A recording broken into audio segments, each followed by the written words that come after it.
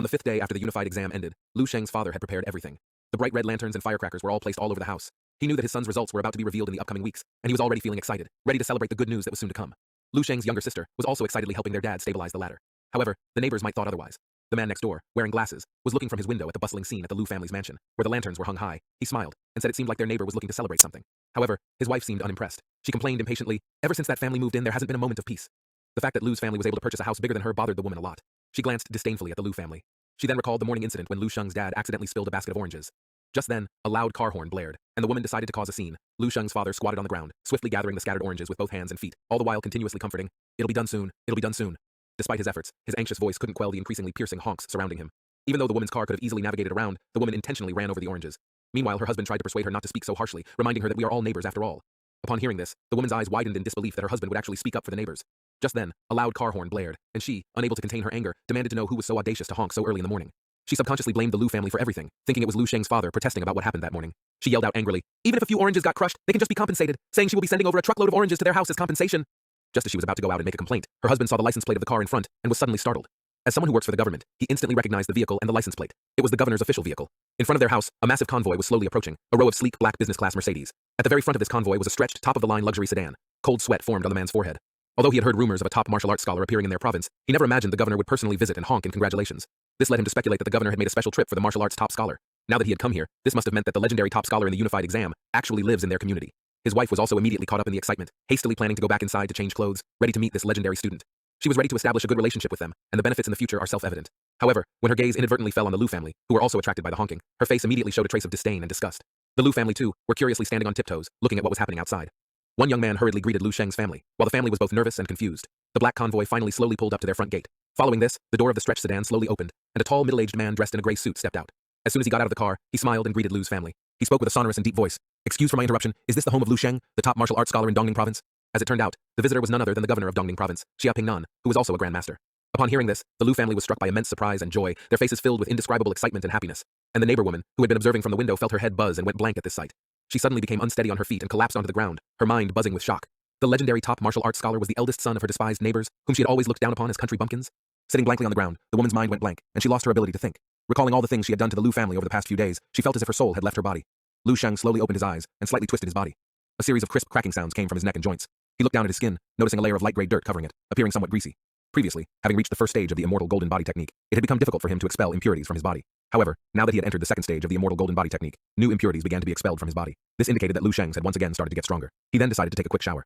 After washing up, Lu Sheng wiped his body and walked out of the bathroom, casually picking up his phone to check it. He found a heap of unread messages, the majority of which were from his younger sister.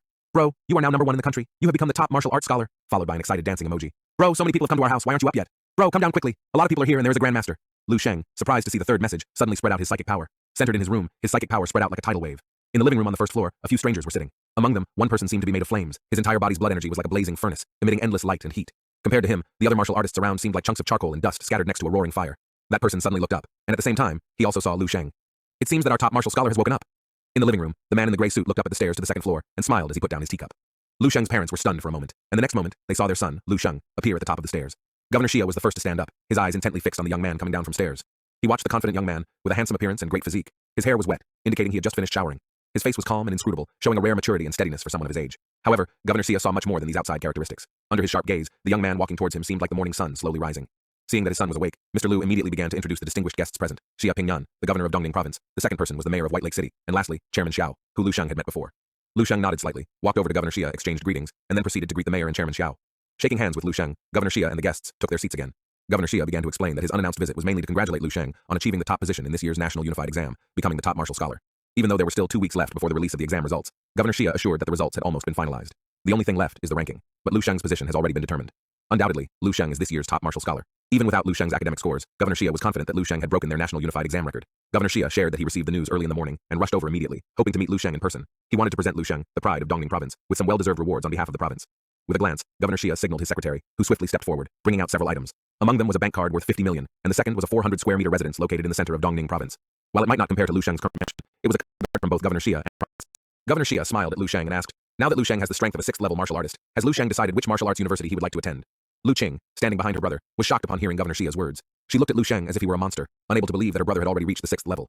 Lu Sheng nodded. He had decided to attend one of the divine martial university in the royal capital. Governor Xia had anticipated this choice. He then instructed his secretary to bring out a stack of envelopes, which were recommendation letters from all 7 of the divine martial universities in the royal capital. Governor Xia couldn't help but show a bitter smile as he explained. When all 7 divine martial universities contacted him, asking Governor Xia to bring the recommendation letter to Lu Sheng, Governor Xia was shocked, since this had never happened before. He then handed the 7 envelopes to Lu Sheng, asking Lu Sheng to make a choice. Each one of these letters represented a martial arts sanctuary, a dream for countless martial arts students across the entire nation. And now, all 7 divine martial universities were laid out in front of Lu Sheng, waiting for him to make a choice. His sister, Lu Qing, was in awe, feeling like this was a plot from a manga unfolding in their living room. After a moment of thought, Lu Sheng shuffled the 7 envelopes randomly and then closed his eyes to draw one out. The 7th Divine Martial University. He looked at the envelope in his hand, feeling both surprised and unsurprised. Governor Xia and the others watched with peculiar expressions. They had thought that Lu Sheng would carefully consider his options and choose the university that suited him best, or that he liked the most. However, they didn't expect his decision-making process to be so unique.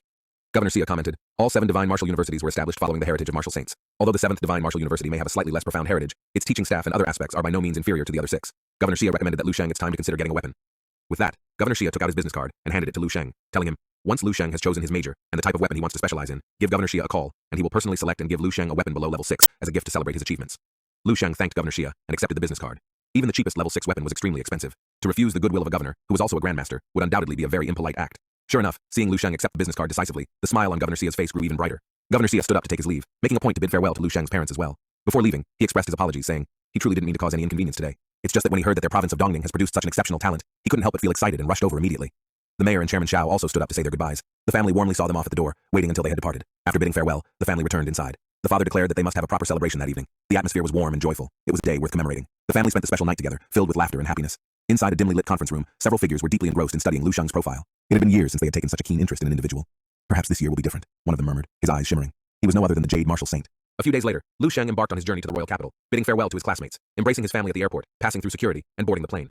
Lu Sheng's knowledge of the royal capital was very limited, but he knew the reason these 7 universities stand out is primarily that each contains a complete martial arts inheritance. Moreover, they each possess a unique divine martial tower. The university Lu Sheng chose was the youngest, established just 57 years ago by Tan Zhongyue, also known as the Jade Martial Saint, one of the 3 existing martial saints in their nation.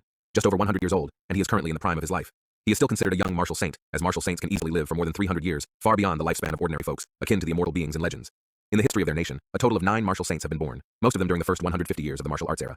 This was a time of prosperity for martial arts, with various opportunities, inspiration, and a surge of martial arts talents. However, due to the turbulent times, many martial saint-level powerhouses perished in battles against the ferocious exotic beasts, or in what can only be called civil wars between different nations.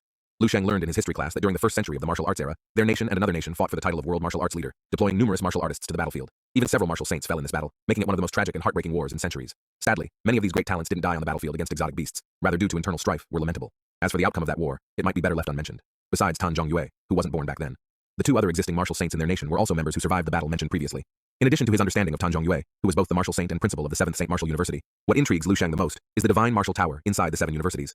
It is said that the divine martial tower perfectly replicates the state of each martial saint during different periods of their lives, representing the highest level of integration between martial arts and technology. Moreover, once broke through a certain number of floors, one may have the chance to meet a martial saint, and might even be taken in as a disciple. Lu Sheng is not particularly interested in becoming a disciple of a martial saint. In his dream realm, there are inheritances from 10th and 11th martial artists that he hasn't even had time to practice yet, so why would he care about a mere 9th level martial saint's inheritance? If it weren't for the nation's mandatory requirements for what is called prodigy talents in martial arts, which require completing a certain number of credits in university before being allowed on the battlefield, Lu Sheng would have gone directly to the Eastern Military District and joined the war. Lu Sheng sighed inwardly. However, there is no way around it. The nation has regulations that strictly forbid individuals like him from entering the battlefield, fearing to lose a prodigy too early on.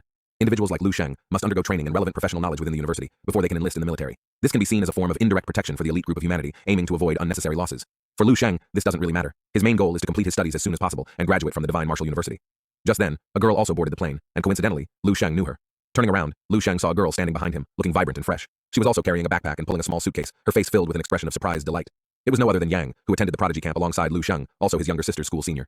Little did Lu Sheng know just yesterday that Lu Sheng's sister had sent a few text messages to Yang, telling her that her brother's flight was at noon today. She encouraged Yang to be brave. After all, Yang had given up her admission to Dongning Martial University for the royal capital to be closer to Lu Sheng, something that Lu Sheng's sister highly approved of.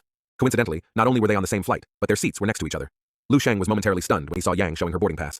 He had not expected that Yang was also going to the royal capital, and what's more, that she would be traveling together with him. Lu Sheng suddenly remembered the spouse section in the dream realm, and then looked at the beautiful girl sitting beside him. A sudden sense of worry arose in his heart. Could it be? Oh, no, not this again.